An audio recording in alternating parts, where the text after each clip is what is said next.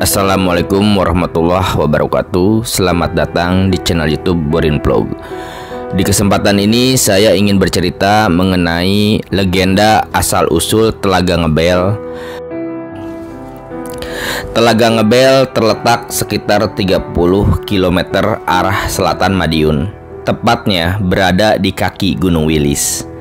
Telaga Ngebel adalah telaga yang cukup besar. Bagaimana kisah terjadinya Telaga Ngebel ini? Silakan disimak ceritanya berikut ini.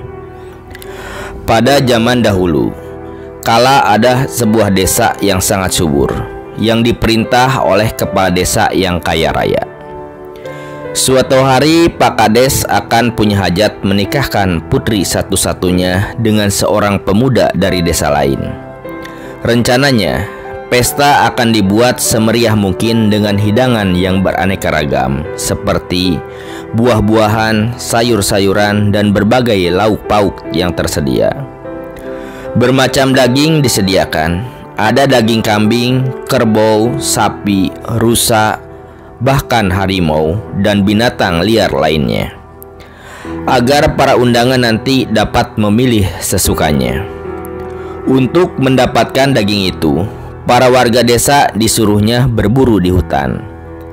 Dengan senang hati, warga desa pun melaksanakan perintah sang kepala desa. Ada yang membawa tombak, pedang, pisau, dan alat berburu lainnya. Dalam waktu singkat, mereka pun telah menangkap beberapa ekor hewan buruan. Mereka semakin jauh ke dalam hutan untuk mendapatkan binatang buruan tersebut. Ternyata mereka menemukan sebatang pohon yang besar dan sulit ditembus. Terpaksalah akar-akar yang menghadang dan ranting-ranting yang menghadang ditebangnya. Salah satu di antara mereka menebaskan pedangnya mengenai sebatang pohon. Terkejutlah mereka setelah melihat pedangnya berlumuran darah. Ternyata pedang itu mengenai tubuh ular besar yang disangkanya pohon. Mereka senang sekali mendapatkan ular tersebut. Perkiraan mereka, daging ular itu sangatlah lezat. Mereka lalu mencari kepala ular. Ular tersebut dibunuh beramai-ramai. Akhirnya matilah ular tersebut. Beberapa hari berselang, pesta pernikahan putri kepala desa pun berlangsung. Para undangan berdatangan. Mereka memilih hidangan yang disediakan dengan sesuka hati.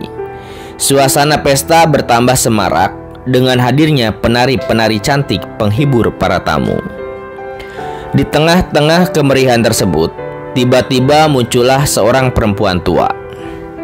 Ia berpakaian compang-camping meminta sesuap nasi. Perempuan tua itu kelihatan sangat lelah karena menahan lapar dan haus. Ternyata apa yang terjadi? Perempuan tua itu dibentak oleh salah seorang tamu undangan. Ia berpindah minta kepada tamu lain, tetapi jawabannya sama saja. Ia dibentak, dicaci maki. Karena lapar dan hausnya, ia mencoba sekali lagi minta pada salah satu tamu undangan. Siapa tahu masih ada yang menaruh iba kepadanya. Yang ia terima bukan sapaan yang menyejukkan hati, tetapi pukulan yang menjadi jawabannya. Perempuan tua itu pun dianggap mengganggu pesta yang sedang berlangsung.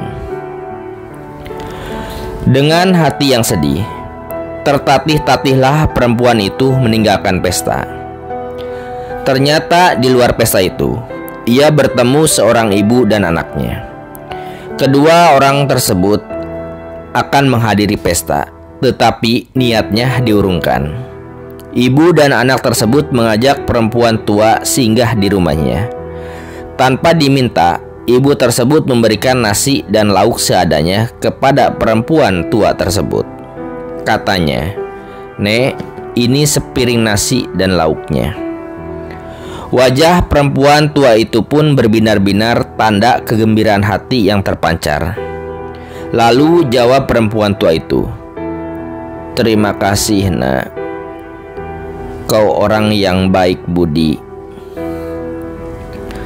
Lalu kata perempuan tua itu, "Nah, aku ini sebenarnya roh jelmaan ular besar yang telah dibunuh dan dagingnya dihidangkan dalam pesta itu. Waktu itu aku sedang menjalani tapak untuk memperoleh kesempurnaan hidup. Aku rela dagingku dimakan habis, tetapi aku sangat kecewa terhadap tingkah laku warga desa yang tidak mengenal kasih sayang serta senang minum minuman keras. Aku akan membalas perbuatan mereka. Oleh karena itu, nak, sekarang kau dan anakmu selekasnya pergi dari tempat ini. Sebentar lagi desa ini akan tenggelam." Mendengar perkataan tersebut, ibu dan anak tersebut merasa ketakutan. Maka mereka segera memberitahu tetangganya, namun peringatan itu tidak digubris. Ibu dan anaknya pun segera pergi, meninggalkan desa tersebut. Perempuan tua itu kemudian kembali ke tempat pesta. Dia diberi lemparan sisa-sisa makanan. Oleh perempuan tua itu, sisa makanan tersebut tidak diambilnya walaupun ia lapar dan haus. Ia semakin mendekat ke tempat orang-orang yang berpesta. Ia mengingatkan kepada tamu undangan agar tidak mengulang perbuatan jahatnya, yaitu menghina orang miskin, bahkan menyakitinya.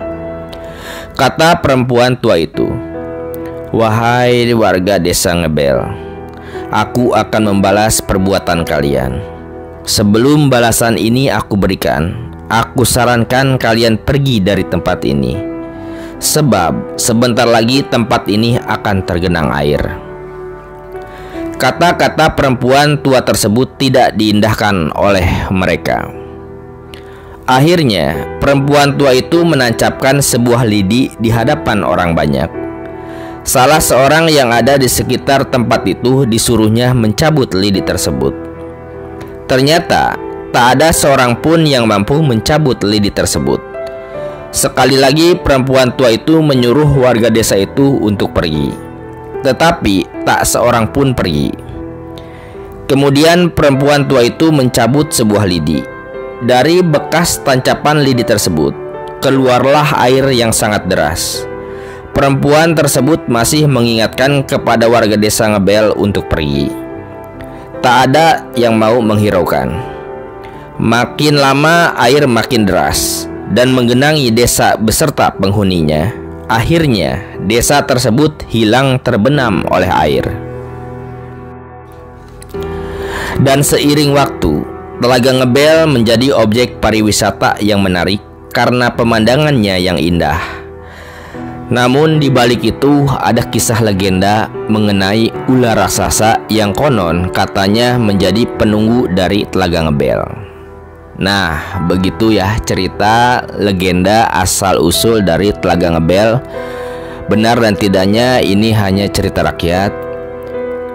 Terima kasih sudah menyimak di channel YouTube Borin Vlog. Silahkan simak cerita, dongeng, legenda maupun sejarah yang ada di channel ini. Terima kasih. Assalamualaikum warahmatullahi wabarakatuh.